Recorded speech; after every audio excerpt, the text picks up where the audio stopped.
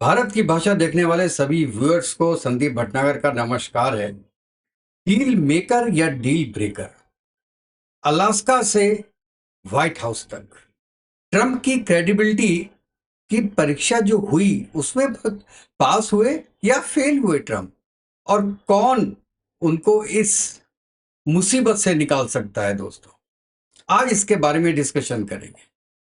सवाल बहुत सिंपल है। डील मेकर कहने वाले ट्रंप आज अपने ही ट्रैप में फंसते हुए नजर आते हैं। अलास्का समिट से लेके व्हाइट हाउस तक, no deal, no land, no trust. आज मैं आपको इसके बारे में पूरा वाकया बताऊंगा कि ये कैसे हुआ और मैं ये क्यों बोल रहा हूं। कहां कहां पे गलती हुई है ट्रंप से, और क्या इंडिया इस कहानी का सबसे बड़ा ट्विस्ट बन सकता है। तो दोस्तों, शुरू करते हैं। और शुरू करने के पहले मैं रिक्वेस्ट करता हूं कि जिसने मेरे चैनल को सब्सक्राइब नहीं किया है वो प्लीज मेरे चैनल को लाइक कीजिएगा, सब्सक्राइब कीजिएगा और बेल आइकन जरूर दबा दीजिएगा। शॉर्ट में पहले बात करते हैं कि क्या हुआ अलास्का में। पुतिन के साथ कोई ब्रेक थ्रू नहीं मिला, इसके बारे में हजारों यूट्यूब वीडियोस बन चुके हैं। उसके बाद व्हाइट हाउस में जेलेंस्की अपने पूरे यूरोपियन लीडर्स के साथ आया और कहा कि नो टेरिटोरियल कंसेशंस। और उधर यूएस में क्या हो रहा है कि जो इसकी टैरिफ की पॉलिसी है ट्रंप की, उससे क्या हो रहा है, इन्फ्लेशन हो रहा है, सप्लाई चेन इफेक्ट हो रही है। और ट्रंप की अप्रूवल रेटिंग आज के दिन में 48% पहुंच गई है दोस्तों, और कुछ सर्विस के हिसाब से इट इज लेस देन 40%। अब ट्रंप एक ऐसे मोड़ पे पहुंच गया है कि उसको ना आगे का रास्ता दिखाई दे रहा है ना पीछे कुछ रास्ता दिखाई दे रहा है। वो कहां जाए। जो वार वो बोलते थे कि एक दिन में खत्म कर देंगे, वो आज उनके भी 7-8 महीने कंप्लीट हो गए हैं और वार किसी भी तरीके से खत्म होती हुई नजर नहीं आ रही है, बल्कि बढ़ती हुई ही नजर आ रही है। चाहे वो सीज फायर हो, इसमें भी तैयार नहीं है दोनों पार्टीज। पीस डील हो, उसमें भी कई अड़चने हैं। क्या ट्रंप इन अड़चनों को खत्म कर पाएंगे दोस्तों? क्योंकि अलास्का के पहले उनका नैरेटिव क्या था कि I am a deal maker. उम्मीद थी कि यूक्रेन वॉर पे कोई बहुत बड़ी डील निकलेगी, सीज फायर फ्रेमवर्क होगा, और हुआ उसका उल्टा। कहने का मतलब यह है कि कैमरे के सामने का ही पूरा ऑप्टिक्स था, लेकिन कोई ऑप्शंस नहीं निकले। वॉशिंगटन में मीटिंग से पुतिन ने अपनी डिमांड्स बहुत क्लियरली रख दी ट्रंप के सामने।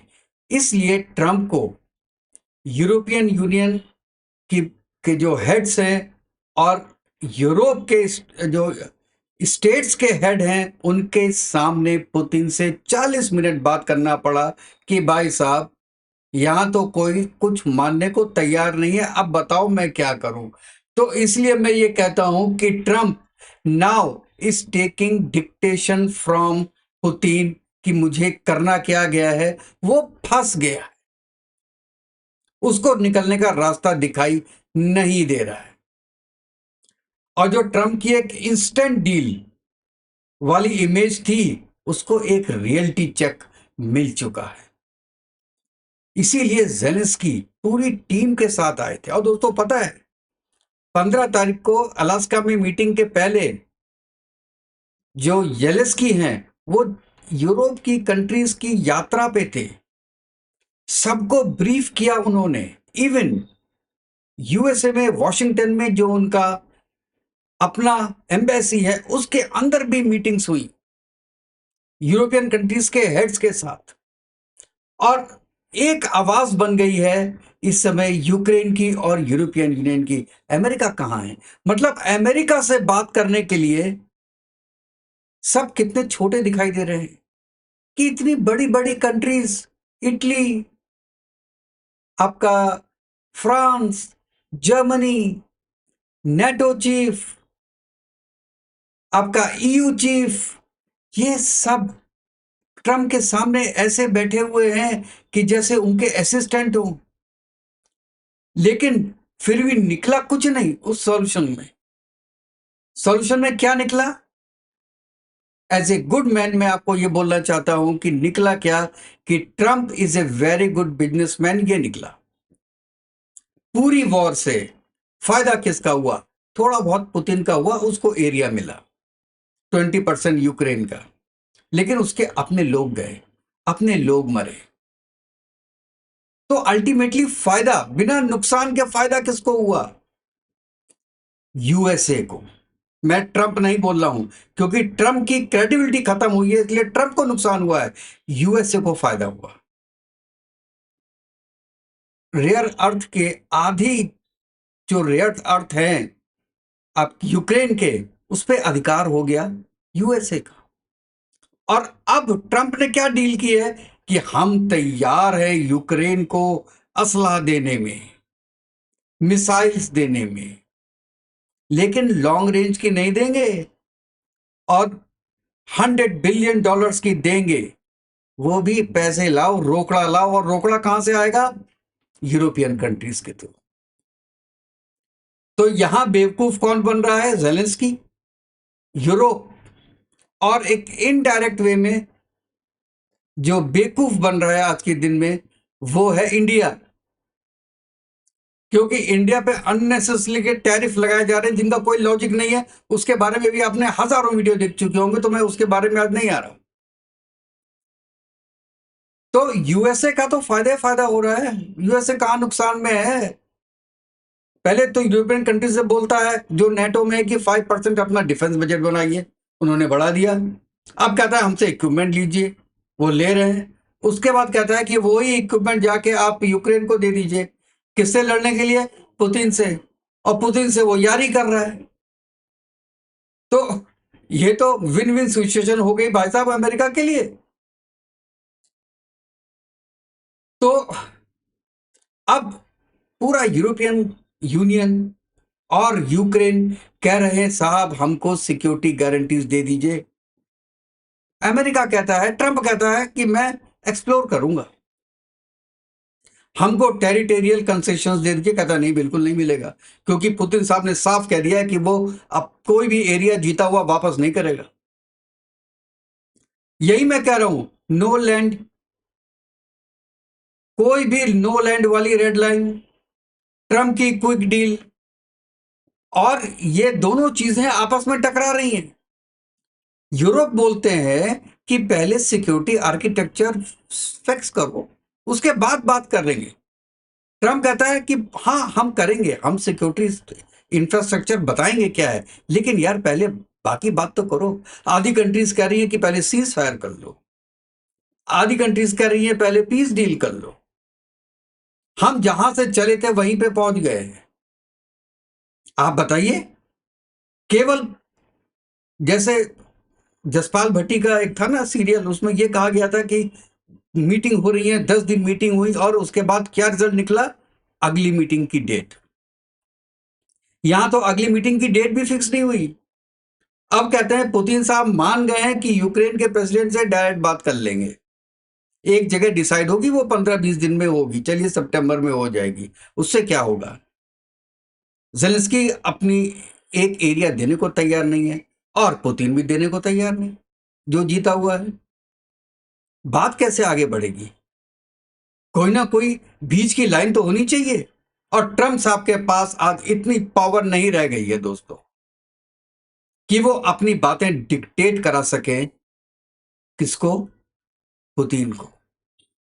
और इवन आज मैं बोलूंगा जेलेंस्की को भी, क्योंकि जेलेंस्की के साथ पूरा यूरोप खड़ा हुआ है आज की डेट में। तो जो फोटो ऑप्टिक्स थी, वही मैं कहता हूं कि ऑप्टिक्स यूनाइटेड, जो मैंने अपनी पीछे फोटो लगाई है वो आप देखिए, ऑप्टिक्स यूनाइटेड पर terms divided. United photo and divided positions. यही मैं कहना चाहता हूं कि यही हुआ इस मीटिंग का अंत। और सबसे ज्यादा जो खोने वाली चीज थी, वो थी यूएस के प्रेसिडेंट ट्रंप की क्रेडिबिलिटी। आज आप गिनते जाइए, Brazil against, China against, India against, Germany against, France against, Canada against. आपने टैरिफ वॉर करके, टैरिफ टैरिफ खेल के आपने सब कंट्रीज को अपने अगेंस्ट में कर लिया। आपने ये फर्क नहीं किया कि कौन दोस्त है कौन दुश्मन है। आज आपके सामने कौन खड़ा है, कौन ऐसा कंट्री है जो आपके साथ खड़ा है कि जो भी अमेरिका बोलेगा हम उसको मानेंगे। इवन केयर स्टामर भी नहीं है कि जो अमेरिका करेगा हम आंख बंद करके मान लेंगे। अब आप देखिए कि ईयू और यूएस के बीच में जो ट्रेड है वो 15% पे कंप्रोमाइज हुआ है, लेकिन स्टील और एल्युमिनियम पे अभी भी 50% है। फिनिश्ड गुड्स पे भी आज ज्यादा है, इट इज अराउंड 25%। और ये किसको बाइट कर रहा है? ये पूरा इंडस्ट्री को बाइट कर रहा है। डिलेज हो रही हैं, शॉर्टेजेस हो रही हैं। क्यों? क्योंकि एनर्जी की जो कीमत है वो 4 गुना हो चुकी है यूरोप में। वायबल नहीं रह गई है यूरोप। यूरोप डाउन जा रहा है। यूरोप समझ नहीं रहा है इस बात को कि ये जो टैरिफ की पॉलिसीज हैं और अपनी नाक, यूएसए अपनी नाक बड़ी किया हुआ है कि आप कोई भी बिजनेस नहीं कर सकते पुतिन के साथ, रशिया के साथ। उससे नुकसान हो रहा है, फायदा केवल अमेरिका को हो रहा है। अमेरिका का ऑयल बिक रहा है ऊंचे दामों पे। अगर एक बात सोचिए, आप अगर ट्रंप की जगह होते तो आपको 3 रास्ते दिखाई देते दोस्तों। पहला, आप पहले सिक्योरिटी गारंटीज देते हैं यूक्रेन को। टेरिटरी के बारे में कहते हैं कि हम बाद में बात करेंगे। पहले आप उसको क्रेडिबल एक अम्ब्रेला तो दो। टेरिटरी की बात तो आपका टाइम से, प्रेशर से, नेगोशिएशन से आ जाएगी। दूसरा, टैरिफ, जो मैंने पहले बोला, टैरिफ आपको डाउन करने पड़ेंगे विद एलाइज, ईयू के साथ, जापान के साथ और इंडिया जैसे पार्टनर्स के साथ, क्योंकि आपको दोस्त भी तो बनाने हैं। और तीसरा, सबसे बड़ी चीज, कि आपको अपनी क्रेडिबिलिटी बढ़ानी है कि जो आप एक बार बोल दिया वो फाइनल। आगे बात का तो कोई विश्वास ही नहीं कर रहा। जेलेंस्की बार बार कह रहा है लिख के दो, लिख के दो, लिख के दो, बिना लिखे हम नहीं मानेंगे। आप जो गारंटीज बोल रहे हो, हाँ हम देंगे, हाँ हम देंगे, लिख के दो, क्या क्या दोगे और क्या क्या नहीं दोगे, कब कब दोगे। आपकी क्रेडिबिलिटी नहीं है। आपके दोस्त, इवन आपके रिपब्लिकन पार्टी के आपके फ्रेंड्स, वो कह रहे हैं कि you have done very wrong with India. और ये सामने दिखाई देता है। अब पुतिन ने आपको इतना बड़ा तमाचा मारा था जब पहला सेंटेंस पुतिन ने अलास्का में बोला था कि थैंक यू प्रेसिडेंट ट्रंप, कि आप जब से आए हैं तब से हमारी जो बिजनेस है, जो म्यूचुअल बिजनेस है, वो 20% बढ़ गया है। ये उसने ऐसे ही नहीं बोल दिया। उसने बोला है कि तुमने इंडिया पे टैरिफ तो लगा दिया एडिशनल 25%, लेकिन जो तुम सब 20% बढ़ा के तुमने लिया है लास्ट ईयर से, उसका क्या? तुम अपने एलाइज को ऐसे डील करते हो क्या? क्योंकि ट्रंप ने खुद ही कहा था कि मैंने टैरिफ इंडिया पे इसलिए लगाया है क्योंकि वो प्रेशराइज करेगा पुतिन को मीटिंग में आने के लिए। और देखिए, उसने प्रेशराइज किया इंडिया ने, और इसीलिए पुतिन मीटिंग के लिए आए अलास्का में। अब इंडिया पे और ज्यादा प्रेशर डालेंगे तो हो सकता है कि पुतिन कुछ टेरिटरी की बात मान जाए, लेकिन ऐसा नहीं होता है दोस्त। इतने बेवकूफ ना पुतिन है ना इंडिया है। इंडिया कहेगा यार 50% लगाया है ना, 100% लगा दो, क्या फर्क पैदा है? सामान हमारा 50% में भी नहीं बिकेगा, हमको अल्टरनेट मार्केट ढूंढना ही पड़ेगा। अब 50 की जगह तुम 100 लगा दो या 1000 लगा दो या 2000% लगा दो यार, उससे क्या फर्क पड़ रहा है हमको? कम करो तो फर्क पड़ेगा, ज्यादा करते रहोगे तो फर्क नहीं पड़ेगा, क्योंकि हम वायबल रह ही नहीं जाएंगे। और फार्मा को तुमने ऑलरेडी छोड़ दिया है, जो जेनरिक मेडिसिन वाला है, वो तो हमारा 9 बिलियन का ट्रेड वैसे ही चलेगा। तो अल्टीमेटली जो हमको फर्क पड़ना है, जो डिफरेंस आएगा वो 20 बिलियन का आएगा, इससे ज्यादा का डिफरेंस नहीं आएगा, क्योंकि बाकी चीज में एग्जाम्पशन हो जाएगा। अच्छा, इसीलिए मैं कहता हूं कि ट्रंप के पास जो सबसे बड़ा मौका ये है, इंडिया के साथ, और इंडिया इस पूरे खेल में अपना एक रोल अदा कर सकता है। रशिया और चाइना के बैलेंस में इंडिया एक पिवटल रोल प्ले कर सकता है यूएसएसआर के लिए। क्यों? क्योंकि इंडिया की ग्लोबल साउथ में भी लेजिटमेसी है, और दिल्ली उनके लिए की है। IT services, pharma, auto parts, electronics, energy, इन सब में म्यूचुअल कंसेशन से यूएस की सप्लाई चेन रिलीफ मिलेगा, लोगों को सस्ते दामों पे मटेरियल मिलेगा। और ट्रम्प को यह मानने का होगा कि हम एक स्टेट्समैन हैं, और ये दुनिया को कहने के लिए होगा, कोई हमारे साथ रहे न रहे, इंडिया हमारे साथ है। नहीं तो आज के दिन में क्या है, आज के दिन में जो चाइना के फॉरेन मिनिस्टर हैं वांग वी, वो इंडिया आए हुए हैं, और अभी वो प्राइम मिनिस्टर से मिले हैं 1 घंटे पहले। उसके पहले वो डॉक्टर जयशंकर से मिले थे। वो आपने देखा होगा, इसके बारे में मैंने एक वीडियो भी बनाया हुआ है। उन्होंने कहा कि हमको एज ए राइवल ट्रीट मत कीजिए, हमको एज पार्टनर ट्रीट कीजिए। तो अमेरिका तो अपना जो सबसे अच्छा साथी है, 20 साल का साथी है, उसको आपने केवल इसलिए कि रशिया से ऑयल लेता है, आपने उसको अपने से दूर कर दिया, जबकि ये रीजन है नहीं, ये पूरी दुनिया जानती है। दोस्तों, अब तो हिंदुस्तान का बच्चा बच्चा ये बात जानता है कि ये चीज गलत है। अगर ये सही होती तो सबसे पहले चाइना पे लगते सेकेंडरी सैंक्शंस, इंडिया पे नहीं लगते। सेकेंडरी टैरिफ्स सेक्शन की तो बात कर रहा है अभी कि हम और भी आपके ऊपर लगाएंगे सैंक्शंस। तो पुतिन साहब, ये एक मौका है आपके लिए हिंदुस्तान को अपने साइड में करने का, जिससे कि पूरा ही हिंदुस्तान चाइना और रशिया के साथ ना चला जाए। क्योंकि इंडिया की जो नॉन अलाइनमेंट की पॉलिसी है, वो भी तो सीमित होगी ना।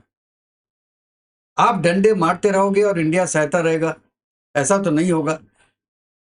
इंडिया वैसे ही जग चुका है। आपने सुना होगा जीएसटी, जो जीएसटी कम कर रहे हैं, वो क्यों कर रहे हैं? वो इसलिए कर रहे हैं कि जो इंटरनल कंजम्पशन है वो बढ़े, जो लोकल जो प्रोडक्शन हो रही है, जो बाहर एक्सपोर्ट होता था मटेरियल यूएसए में, उन पे टैक्सेस कम कर रहे हैं। और उस पे टैक्सेस कम करेंगे, जीएसटी कम करेंगे, तो इंडिया में वो चीज सस्ती मिलेगी, लोग प्रिफर करेंगे फिर इंडिया के मटेरियल को। इसलिए इंडिया इज गेटिंग प्रिपेयर्ड, और इससे पहले कि इंडिया पूरी तरीके से प्रिपेयर हो जाए, कुछ एक्शन ले लीजिए। नहीं तो जो आपकी अप्रूवल रेटिंग है, और जो आपका मिड टर्म इलेक्शन होगा अभी, उसमें आप ये सब कुछ काम करने के लायक रह नहीं जाओगे उसके अंदर दोस्तों। तो भाई साहब, डील मेकर या डील ब्रेकर, आपका अगला एक्शन ट्रम्प साहब ये चीज डिसाइड करेगा कि आप एक डील मेकर हैं सो कॉल्ड, या डील ब्रेकर है। आपने पूरी दुनिया के साथ डील ब्रेक करके रखी हुई है। छोटे छोटे चुन्ने मुन्ने देशों के साथ आपने ट्रेड डील करके, टैरिफ डील करके, आप कहते हैं जी हम तो बहुत बहुत बड़े आदमी हो गए, हमें तो बहुत कर दिया देगा, हमें तो ब्राजील पे 50% लगा दिया। लुलू ने क्या बोला कि हम आपसे बात क्यों करेंगे, हम बात करेंगे तो जीपिंग से करेंगे या मोदी जी से करेंगे, आपके मुंह पे बोला। और यही सब रीजन है जो कि आप मोदी जी के साथ पर्सनल ग्रज को आप एक इंडिया को सजा देने की कोशिश कर रहे हो। कुछ समय के लिए इंडिया को सजा जरूर मिलेगी दोस्तों, क्योंकि आप माने या ना माने, मैं बार बार ये बात बोलता हूं कि यूएसए और चाइना दोनों जाइंट हैं। आपको इन दोनों कंट्रीज के साथ बना के रखनी पड़ेगी। इसीलिए मोदी जी का जो एक स्ट्रेटजी है आजकल वो बिल्कुल ठीक है। ट्रंप को कुछ बोलते ही नहीं है वो, लेकिन एक्शंस अपनी तरफ से लिए जा रहे हैं। बोलना नहीं है और करते रहो, जो कर रहे हो वो करते रहो। तो दोस्तों, अल्टीमेटली जहां से बात शुरू हुई थी और ये आपका यूक्रेन और रशिया के वॉर की, वो वहीं के वहीं खड़ी है। अल्टीमेटली क्या हुआ, नेक्स्ट मीटिंग का एक डेट तो डिसाइड नहीं हुआ।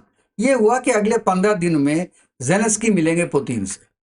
उसके बाद ट्राइलेटरल मीटिंग होगी जिसमें ट्रंप भी उसमें एड अप हो जाएंगे। उन मीटिंग्स में क्या निकलता है, पुतिन कहां तक मानेंगे, कहां तक नहीं मानेंगे, और ट्रंप का जो एक इन्फ्लुएंस है जो कि कम हो रहा है, और जो अलास्का में भी दिखा और कल वॉशिंगटन में भी दिखा कि जैसे फरवरी में उन्होंने डील किया था जेलेंस्की के साथ, उससे बिल्कुल अपोजिट थे। कल के दिन में बटरिंग कर रहे थे, उन्हीं को लेने वो गेट तक आए, बाकी किसी हेड ऑफ स्टेट को लेने वो गेट तक गए नहीं। सभी की बटरिंग में लगे हुए हैं वो। पहले चौड़े होके घूमते थे, आज डाउन हो रहे हैं। इससे पहले कि आप बिल्कुल झुक जाएं, खत्म हो जाएं, समझ जाइए। और मॉरल ऑफ द स्टोरी है कि there is no shortcuts to peace and no free lunches. आपको काम करना पड़ेगा, अपनी क्रेडिबिलिटी बढ़ानी पड़ेगी। इवन आपको अगर ये वॉर भी खत्म करनी है तो आपको अपनी क्रेडिबिलिटी ऐसी मनानी पड़ेगी जो कि पुतिन और जेलेंस्की दोनों माने। आपकी क्या राय है इसमें दोस्तों? आप अपनी राय जरूर बताइएगा कि ट्रंप आज के दिन में डील मेकर है या डील ब्रेकर हैं। इंडिया के साथ भी वो डील मेकर की बात करते रहे, जो इंडिया ने कहा कि नहीं, आप कुछ नहीं है, यू आर नॉट इन्वॉल्व्ड। आपके वाइस प्रेसिडेंट ने एक फोन कॉल कर दिया तो इसका मतलब हो गया कि आपने इंडिया और पाकिस्तान की वॉर खत्म करा दी। सबसे बड़ी बात तो वॉर खत्म नहीं हुई, सीज फायर हुआ है कुछ समय के लिए। एनीवे दोस्तों, अपने कमेंट्स में जरूर बताइएगा और फिर अपने नेक्स्ट वीडियो में मिलते हैं। तब तक के लिए जय हिंद, जय भारत, वंदे मातरम। खुश रहिए, स्वस्थ रहिए।